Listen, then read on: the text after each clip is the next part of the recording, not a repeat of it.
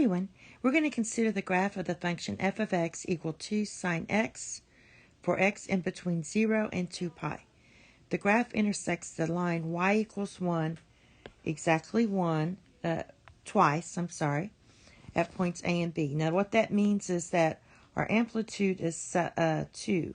So this is your typical sine graph. So with the amplitude 2. So in this point here would be -2. So this line right here is -1. And here's where they're intersecting. All right. So we have to find the x-coordinate of A and B, and then do 4B. And for 4B, we're looking at the period part. So let's start with the first part, part A. So it's your typical sine graph of a complete wave between 0 and 2 pi. So it's just your parent function. The only difference is that our amplitude is 2.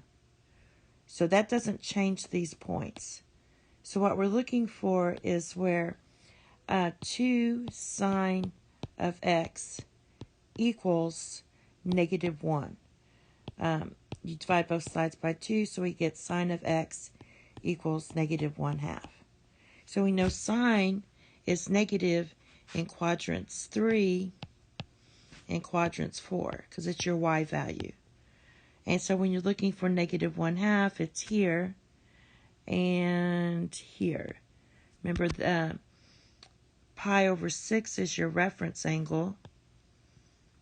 And here are your other values, but we want negative. So we have two values. We have x equals 7 pi divided by 6. And that's in quadrant 3, so that's A. 7 pi divided by 6. And B is in quadrant 4, so that's 11 pi divided by 6. Okay, so for part B, we have to consider the graph 2 sine p of x for x in between 0 and 2 pi, and p is positive. Find the greatest value of p such that the graph of G does not intersect y equals -1. Well, this would be easy if we were just moving the graph up, down, or to the left or right. But what they want us to do is change the period. And we don't want it to intersect. So basically what we're going to do is move this graph, change the period of it. So we want, right now we have one complete wave between 0 and 2 pi. So basically what you want to do is, instead of one complete wave between 0 and 2 pi, we want to get out of this -1 region and change it for one complete wave between 0 and 4 pi here.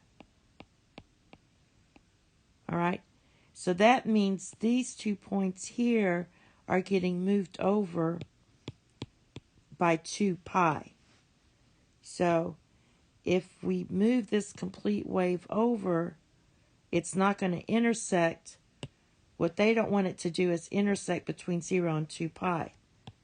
So if I have 2 pi here, 4 pi here, and I make a complete wave between 0 and 4 pi, then my 2 points are right in here. All right, so basically,